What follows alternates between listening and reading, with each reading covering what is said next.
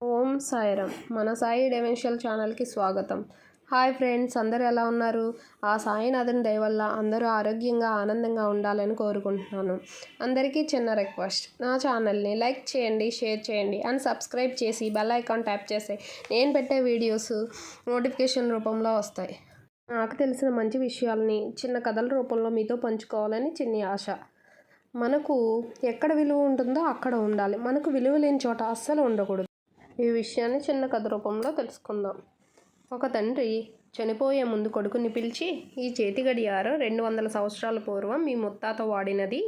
ఒకసారి నగల దుకాణం దగ్గరికి వెళ్ళి అమ్మటానికి ప్రయత్నించు, ఎంత ఇస్తారో అడుగు అంటాడు. కొడుకు నగల దుకాణంకి వెళ్ళి అడిగితే, చాలా పాతది కాబట్టి 150 రూపాయలు ఇవ్వగలం అంటారు.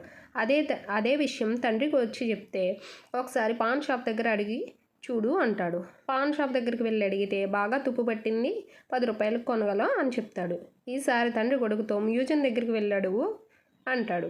వాళ్ళది చూసి, చాలా పురాతనమైనది మరియు అత్యంత అరుదైనది, 5 లక్షలు ఇవ్వగలం అంటారు.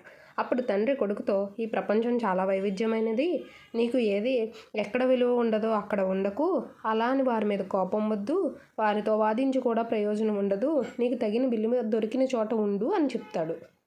ఈ కథ ద్వారా మనం తెలుసుకున్న నీతి, విలువ ఇవ్వని చోట ఉండి మన విలువను పోగొట్టుకోవడం అస్సలు మంచిది కాదు. ఎవరికి నీ విలువ అర్థం కాదో వాళ్ళని పట్టించుకోకు, ఎవరు నీ విలువను గౌరవిస్తారో వాళ్ళని అశ్రద్ధ చేయకు.